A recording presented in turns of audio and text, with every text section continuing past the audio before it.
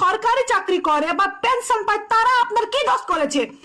পাল্টাতে চেয়েছি কিন্তু আমরা সেকেন্ডে সেকেন্ডে কথা পাল্টাতে চাইনি। আপনারা সরকার হয়ে বসে থেকে আপনারা সেকেন্ডে সেকেন্ডে কথা পাল্টাচ্ছে কেন? আপনাদের মাথা কি ঠিকঠাক কাজ করছে না? জায়গা পেয়ে গদি পেয়ে আপনারা বারবার এত দিন বলে আসছিলেন। হ্যাঁ, অনেকজন এত চিৎকার করছেন, চিৎকার করাটা স্বাভাবিক। আপনারা আশা কর্মী অঙ্গনারী কর্মীদের যে আবেদন থেকে অন্নপূর্ণা থেকে বঞ্চিত করেছেন, এটা আমরা খুশি হয়েছি। কারণ আপনারা সব কর্মচারীদের সরকারি কর্মচারীদের 2000 করে বেতন বাড়িয়েছেন, কিন্তু ওদের একসঙ্গে 5000 বাড়িয়েছেন। অন্নপূর্ণা 3 আর ওই যে এক্সট্রা যে 2000 বাড়ছে ওই দুটো মিলিয়ে 5000 করেছেন। আমরা সেটা বুঝতে পেরেছি, আমাদের বুঝতে অসুবিধা হয়নি, এতটা পর্যন্ত ঠিক ছিল। তারপরে প্যারা টিচার ওরাও বেতন যেহেতু বেড়েছে, ওরা পাইনি, সিভিক ভলেন্টিয়ারও বেতন বেড়েছে, ওদের 1000 টাকা মাইনাস হয়েছে, ঠিক আছে। কিন্তু যাদের বাড়িতে সরকারি চাকরি করে বা পেনশন পায় তারা আপনার কি দোষ করেছে? তারা আপনার কথায় কি করেছে আমি সেটাই বুঝতে পারছি না। ভোট নেওয়ার সময় তাদের ভালো লাগছিল, ভোট যা হয়ে গেছে তাদের ভালো লাগছে না। না, আমি আপনার কথা বুঝতে পেরেছি, আপনি তাদের সব থেকে বেশি তাদের কথাই ভাবছেন। হ্যাঁ, আমি জানি যে তাদের মান সম্মান নিয়ে আপনি খুব ভাবছেন, যে চাইছেন যে ওদের যেহেতু ওদের একটা স্ট্যান্ডার্ড আছে, ওদের বাড়িতে চাকরি করবে না, ওদের স্ট্যান্ডার্ড আছে, ওদেরকে এমনি বিনা পয়সা ভাতা দেবেন না আপনি। তো ঠিক আছে, বিনা পয়সা ভাতা নেব না আমরা, তো আপনি কাজ দিন। যাদের বিনা পয়সা ভাতা দিচ্ছেন না তাদের আপনি একটা কাজ দিন। হ্যাঁ, 2000-3000 টাকার বিনিময়ে কাজ দিন, কারণ তাদের যোগ্যতা আছে। বাড়িতে চাকরি করে মানে তার অবশ্যই যোগ্যতা আছে, এইচএস পাস হোক বা বিএ পাস হোক, তারপর আপনি কাজ দিন, এই 3000 টাকার বিনিময়ে কাজ দিন। এখন তো প্রচুর বিক্ষোভ দেখছি, ফোন খুললেই বিক্ষোভ। আশা দিদি, অঙ্গনওয়াড়ি কর্মীদের দিদিদের যেটা আয়ুষ্মানের যে কাজ করছে আশা দিদিরা করবে না, অঙ্গনওয়াড়ি কর্মী আইসিএস কর্মীরা করতে চাইছেন ওই বাড়ি বাড়ি গিয়ে সার্ভে। তো ওই কাজগুলো যারা যে বাড়িতে চাকরি আছে তাদের ভাতা দিচ্ছেন না আপনি, বা দেবেন না, কারণ ওদেরকে আপনি ছোট করবেন না ভাতা দিয়ে। তো ওদেরকে কাজ দিন না, সেটাও তো আপনি দিচ্ছেন না কেন? আপনার বুঝতে পারছি না ওদের উপর আপনার কি হিংসা, কত জন্মের হিংসা ওদের উপর আপনাদের। আর আছে বাড়ি বাড়ি গিয়ে সার্ভে, সার্ভে করার পরে সিদ্ধান্ত হবে। বলছি বাড়ি বাড়ি গিয়ে সার্ভে করার পর সিদ্ধান্ত আবার চেঞ্জ হয়ে যাবে না তো? বলে বাড়ি রং আছে, এর বাড়ি পাকা বাড়ি, এর বাড়ি। আর আপনি বলছেন যে পরিবারে কেউ যদি সরকারি চাকরি করে, বলছি পরিবারে আমার শ্বশুর সরকারি চাকরি করে, তাহলে আমি কি আমার শ্বশুরের থেকে আলাদা হয়ে যাবো? আমরা কি সংসার আলাদা করে নেবো? আমি তো দেখছি সরকার আছে সংসার আলাদা করতে। বা হয়তো দেওয়ার যদি চাকরি করে বা ভাসুর যদি চাকরি করে, তাহলে কি বলো ভাই ভাই একসঙ্গে থাকিস না, আলাদা আলাদা হয়ে যা? এটাই বোঝাচ্ছেন তো আপনি। আপনি দেখছি সংসার আলাদা করতে আসছেন, স্বামী স্ত্রীর মধ্যে ডিভোর্স দিতে আসছেন। হ্যাঁ, অনেক ঘরে ডিভোর্স হয়ে যাবে স্বামী স্ত্রীর মধ্যে, কারণ স্বামীর জন্য উনি তখন টাকা পাবেন, অবশ্যই ডিভোর্স হবে। গন্ডগোল তো হচ্ছে, সেটা আপনি মজা পাচ্ছেন, আপনি বিয়ে করে নিয়ে আপনারা তো বুঝবেন কি, তো সেটা আপনি পরের কথা। আর আপনি সে বারবার অনেকবার দেখছি সোশ্যাল মিডিয়া এইসব প্রচুর হচ্ছে। তা হ্যাঁ, সোশ্যাল মিডিয়া আপনি চোখ রাখছেন, তাহলে ভালোই তো সোশ্যাল মিডিয়াটা ফলো করেন। সোশ্যাল মিডিয়া যেমন ফলো করেন তেমন সোশ্যাল মিডিয়ার মানুষদের কথা একটু বুঝবেন, যে তাদের অবশ্যই টাকা দরকার, তাদের নিজস্ব একটা স্বাধীনতা আছে, তারা দেশের একটা নাগরিক, তাদের নিয়ে হিসেব হয় ফার্স্ট। আর একটা কথা, যেটা 8 তারিখে আমাদের ভিডিও বলেছে, এমনকি আমাদের যেটা অগ্নিমিত্রা পাল উনি সবসময় বলে যে বেনিফিশিয়ারি টাকা পাবে সে যদি সরকারি চাকরি বা পেনশন না দেওয়া, ট্যাক্স না দেওয়া উনি পাবে।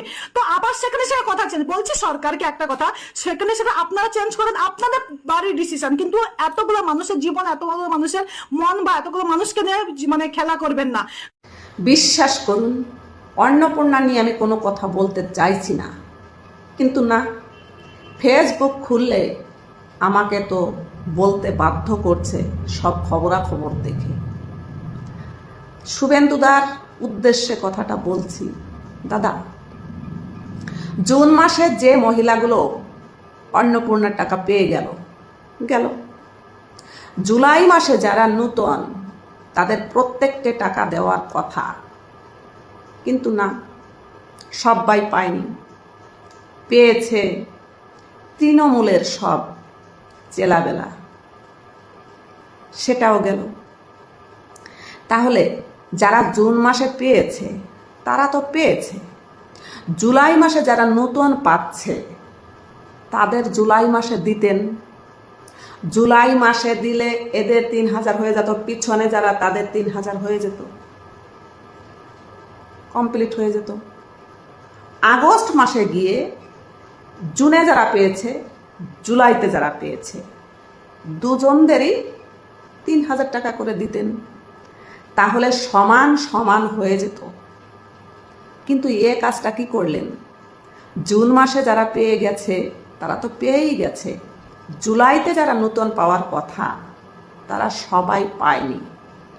তাহলে জুলাইতে যারা পাওয়ার যোগ্য বলছেন তাদের সবাইকে দিয়ে জুন আর জুলাই মিলে দুজনদেরকে আগস্টে গিয়ে আবার টাকা দিতেন, তাহলে সমান হয়ে যেত এবং টাকার পরিমাণটাও বেশি যেত না।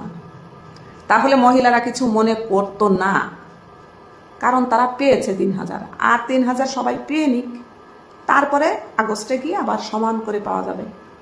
তাহলে এই ভুলগুলো, এই পরিচালনাগুলো যদি আপনি ঠিক করতে না পারেন, তাহলে আমাদের মতো মহিলারা এরা কিন্তু কথা বলতে ছাড়বে না। কারণ দাদা, এখন ধনী গরিব বুঝি না, শহর গ্রাম বুঝি না, ফুটপাত বুঝি না, লোকের বাড়ি কর্ম করি সেটাও বুঝি না। এখন মানুষের মুখ পেকে গেছে সবার, কেউ কিন্তু ভয়ও পায় না, লজ্জাও পায় না, সাহসও আকাশ ছোঁয়া। অতএব এমন ভুল আপনি করবেন না যাতে আপনার পিছনে কথা শুনতে হয়। আপনি যারা বাকি আছে, যারা লক্ষ্মীর ভাণ্ডার পেত, সবাইকে আপনি এই মাসেই টাকা প্রদান করুন। দ্বিতীয় দফা তো পেয়ে গেছে, তারা পাচ্ছে, পেয়ে গেছে। তাহলে যারা নতুন জুলাই মাসে পাচ্ছে, তাদের প্রত্যেকের অ্যাকাউন্টে 10 তারিখের মধ্যে টাকা ছাড়ুন, না হলে কিন্তু অশান্তি বাড়বে বই, কমবে না। আমার সাথে যারা একমত কমেন্টস করে জানাবেন। 4 তারিখের পর থেকে অন্নপূর্ণা ভান্ডারের যে নিয়মটি হয়েছে সত্যি দেখে একটু অবাকই লাগছে। যে নতুন নিয়মটি হয়েছে, বাড়িতে কেউ যদি চাকরি করে, হতে পারে শ্বশুর বা হাজবেন্ড বা বাবা বা মা, কেউ যদি বাড়িতে চাকরি করে, তবে কিন্তু সেই বাড়ি যদি কোনো বেকার মহিলা থাকে বা মেয়ে থাকে, সে কিন্তু অন্নপূর্ণা ভান্ডার থেকে আপাতত বঞ্চিত হবে। তাদের কিন্তু এখন অন্নপূর্ণা ভান্ডারে টাকা দেওয়া হবে না। একদমই যে দেওয়া হবে না সেরকমটা নয়, পরে হয়তো এটা দিলেও দিতে পারে, সেটা কিন্তু সরকার বলেছে 4 তারিখের পর থেকে। অনেকে বলে যে চাকরিওয়ালা বউরা কেন অন্নপূর্ণা ভান্ডার নেবে। তবে আমি একটা কমেন্ট তোমাদেরকে দেখাচ্ছি। এই যে মানুষের মনে যে ভুল ধারণা যে চাকরিওয়ালা বউ তার মানে তার কাছে অনেক টাকা, নয় চাকরি করছে তার হাজবেন্ড বা তার শ্বশুর বা তার বাবা, তার বাবার চাকরি বা তার হাজবেন্ডের চাকরির সাথে বেকার মহিলাটির কোনো কিন্তু টাকার লেনা দেনা থাকে না, দেয় না। অনেকে স্বীকার করবে, অনেকে স্বীকার করবে না, লজ্জা পায় অনেকে স্বীকার করতে, তবে আমি স্বীকার করতে লজ্জা পাই না। আমি একটা তোমাদেরকে মেসেজ দেখাবো, তার হাজবেন্ড সরকারি চাকরি করে, তবে তাকে টাকা দেয় না, মানে মাসে টাকা দেয় না। আমি দেখাচ্ছি। যারা বলে যে হাজবেন্ড চাকরি করে, সেই ওয়াইফের কেন অন্নপূর্ণা ভান্ডার প্রয়োজন? অবশ্যই প্রয়োজন। সরকারি প্রকল্প প্রত্যেকটা বেকার মহিলার জন্য, এটা প্রত্যেকটা বেকার মহিলার অধিকার আছে। আমি একটা আগে ভিডিও বানিয়েছিলাম যে চাকরিজীবীর বউরা কেন অন্নপূর্ণা ভান্ডার থেকে বঞ্চিত হবে, সেখানে আমাকে কমেন্ট করেছে তার হাজবেন্ড কিন্তু মাস গেলে মোটা টাকা ইনকাম করে, তাকে টাকা দেয় কিনা সেটাই আমি তোমাদেরকে পড়ে শোনাবো। আমার হাজবেন্ড সরকারি জব করে, বাট আমাকে 1 টাকাও দেয় না। আমি ভাবছি এই টাকাটা পেলে ছেলেকে একটা পড়ানোর দিদিমণি দেব, তাহলে কতটা আশা নিয়ে এসে এই অন্নপূর্ণা ভান্ডারের ফর্ম ফিল আপ করেছিল। এরকম হাজারো মা বোনেরা রয়েছে বঞ্চিত হচ্ছে এই অন্নপূর্ণা ভান্ডার থেকে। সরকারের এটা দেখা উচিত ছিল যে চাকরি করে তার বাড়ির লোকে করে, সে তো বেকার, তাকে তো দেওয়া যেতেই পারে।